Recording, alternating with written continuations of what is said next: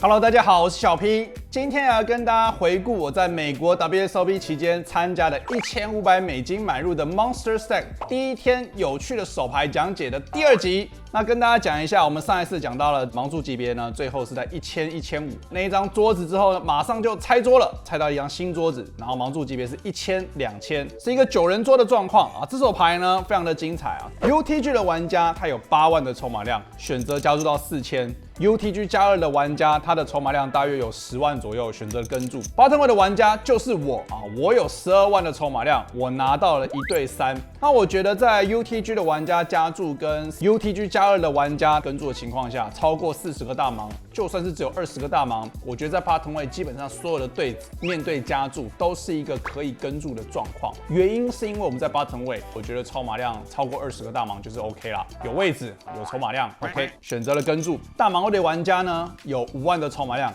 也选择跟注，所以是一个4人底池到翻牌的状况。翻牌 KK3， 2张梅花，1张黑桃，那我们击中了一个翻牌的 Full House， 非常好。底池19000，大盲位过牌 ，UTG 的玩家过牌 ，UTG 加2的玩家也过牌，到我。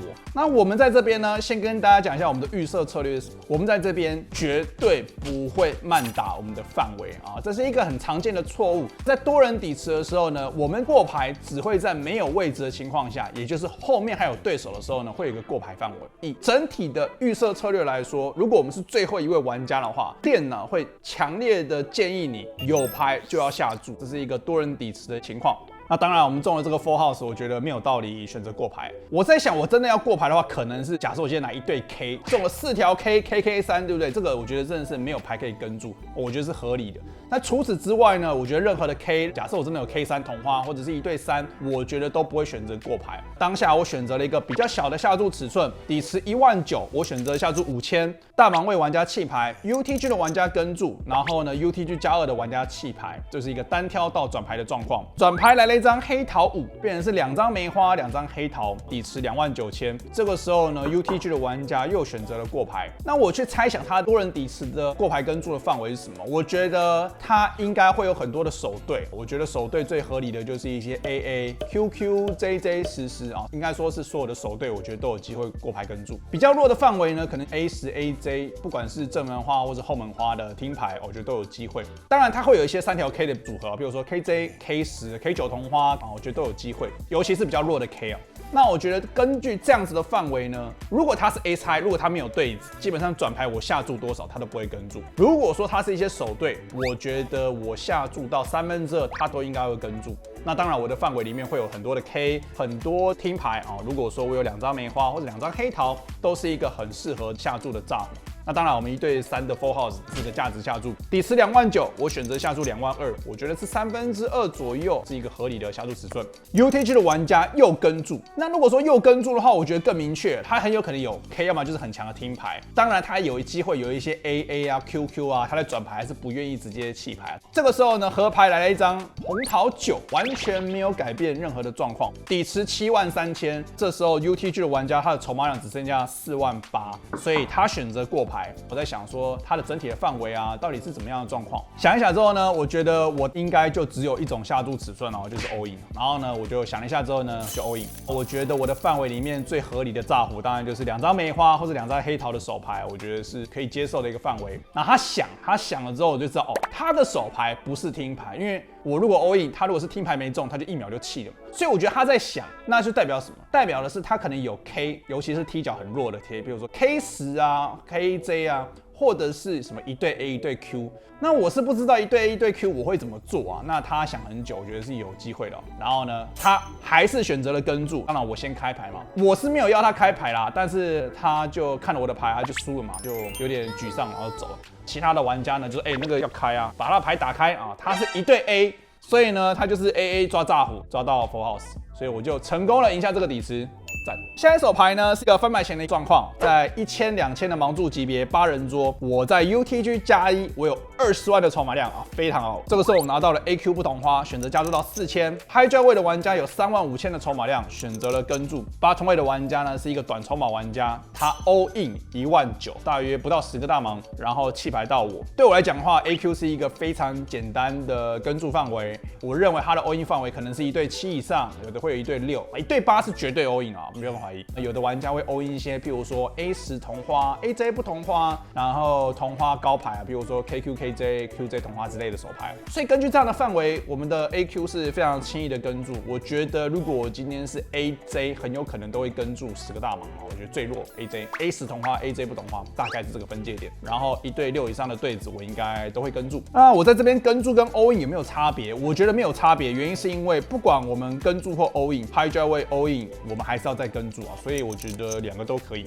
然后 Hijack 玩家想了一下之后呢，弃牌，所以就2位玩家摊牌，看到了 Bottom 位的玩家是1对 K 翻牌 J84，转牌来了一张9，多了一个卡顺10，和牌10中顺，所以呢这手牌中了顺子，淘汰了这位玩家。Hello， 大家好，我是小 P。至今我赢得超过1.4亿台币的奖金，获得过2条 WSOP 冠军金手链，更荣获 GPI 亚洲第1的头衔。我在这10年的锦标赛经验中发现，最明显能区分一位玩家厉害与否的要素，就是翻牌前的策略。所以欢迎大家加入我的课程，像职业玩家一样，做出完美的翻牌前决策吧。下一手牌呢，我觉得是一个蛮特别的一个状况啊。1000、2000的盲注级别 ，Low Jack 位这位对手呢有20万的筹码量，选择加注到5000。CO 位的玩家呢，另外一位对手呢有4万的筹码量，选择跟注。我在8层位，我有23万的筹码量，我拿到了10J 梅花，选择了跟注。翻牌是 K42 彩虹面，有1张梅花，底池2万。Low Jack 位的玩家选择了持续下注8000，然后 CO 位的玩家弃牌。然后这时候到我一个决策要做，我觉得大部分的玩家有一个共同的特性，就是他认为翻牌前加注。他看到翻牌，他就要持续下注，尤其是他不管有没有位置，所以我会预期大部分的玩家有一个过宽的下注频率。如果他是这样子的对手的话，我觉得我只要有10J 同花，有正门花，有后门花，10J、Q10、QJ 啊，甚至是一些 A5 同花，不管有没有正门后门花，我觉得可以考虑跟注。原因是因为他们如果有过宽的持续下注频率的话，他们在转牌跟合牌大部分的范围都不够强继续，也就是说他们很有可能会 check fold。过宽的范围在转牌跟合牌，那我觉得这是一个非常好的状况，所以呢，我选择了跟注，单挑底池，转牌来了一张梅花3，转牌有一个同花听牌的机会，底池36000，这个时候 Low Jack 位又下注，他选了一个12000的下注尺寸。那先跟大家讲，12000的下注尺寸，在这个情况下，以大部分的范围来说，绝对都是不合理的。我认为电脑告诉你说，你要么就是过牌，你要么就是选择半个底池或是更大的下注尺寸，电脑绝对不会有一个转牌什么1/3的下注，尤其是在这种状况下，绝对不会有。我们2个都是深筹码，我们2个都有20万。如果他今天中一个很强的牌，不管是顺子啊，什么3条 K 啊、AK 啊、AA 啊，他应该会下注更大的底池。所以我觉得他今天下注一个什么1/3或者是更少的话，那1对 Q 啦、K9 同花啦、1对5啊、1对6啊，觉得说我想要看一个便宜的合牌，然后或者是说我手牌不够强，但是我又不想要下大注，但是我又不想要过牌，那我觉得比较像是我对于一般玩家的一个判断。所以我们就说了，我认为他的下注尺寸呢非常的不合理。那看到这个转牌呢，让我们有一个同花听牌的机会。面对这样子的下注呢，当然我们就只有2种决策，第一个呢是跟注，第二个呢是加注。那我觉得这2个都是 OK 的啊，绝对不会弃牌。那我们前面就说了，我认为他的范围里，面对我的加注是没办法跟注的，所以我当下决定，如果我是一些同花 A 啊，比如说后门的 A 叉梅花的话，我可能偏向跟注，原因是因为我觉得 A 叉有更多的摊牌价值，所以呢这一种比较弱的同花听牌，我决定拿来加注。底池36000，他下注12000，我加注到4万。这个时候他想了大概2分钟左右，然后他选择了弃牌，非常好，就赢下了这个底池。好，下一手牌呢是一个翻牌前的状况啊，在1000、2500的盲注级别，我在 Hijack 位，我有25万的筹码量，拿到了1对 K。选择加注到5000 ，CO 位的对手有10万的筹码量，选择跟注。，bottom 位的玩家也有10万的筹码量选择跟注，小盲位的对手有15万的筹码量也选择跟注啊，我加注跟了3家。这个时候呢，到大盲位他在那边扭来扭去啊，想了一下之后呢，他有9万的筹码量，直接 all in， 爽死了，一对 K 杯 all in 啊。这个时候呢，我能够想的范围是什么？我们来讲一下好了。大盲位面对我 hijack 位的40个大盲的 all in 啊，接近40个大盲，1对9会不会跟？可能不会，但我蛮确定的是1对10，我应该都不会弃牌啊。原因是因为我觉得他会 all in 1对8、1对9，所以是大概是10、10 这以上的对子。AQ 的话应该会弃牌，AQ 同花边缘一点，但 AK 绝对不会弃牌啊。当然我们是1对 K， 所以刚刚只是讲我们的预设范围。基本上我 all in 跟跟注都差不多的意思，因为其他的玩家大约都是10万到15万的筹码量嘛，所以我们跟注之后被 all in 也都不会弃牌，反正我就选择了跟注。其他玩家都弃牌，然后这个时候呢，看到大盲位的玩家是 AK 不同花，非常的合理，他 AK 本来就是要 all in。这个时候翻牌呢 ，A 输9万。对，这手牌输9万。好，下一手牌呢是一个翻牌后的状况，盲注是在1000、2500的盲注级别。这个时候呢 ，low 价位的对手有20万的筹码量，选择加注了5500。bottom 位的玩家呢就是我有15万的筹码量，拿到了1对6，选择跟注。大盲位的玩家呢有20万的筹码量，也选择跟注。3人底池，翻牌是7、9、10彩虹面，有1张梅花，底池2万。大盲位过牌 ，low 价位也过牌。那我觉得1对6面对2位玩家的话，当然在这个牌面连结性非常的高，不适合炸虎，也不能够价值下注，所以就选择了过牌。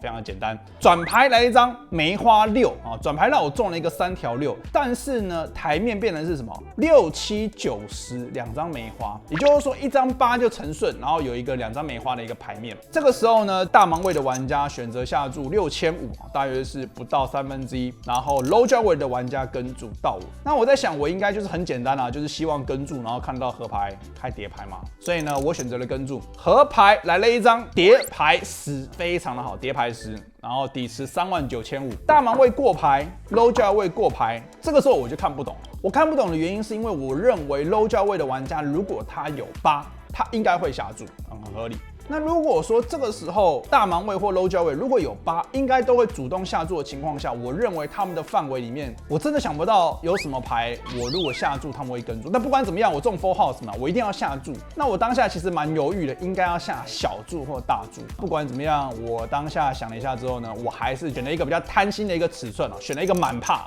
4万。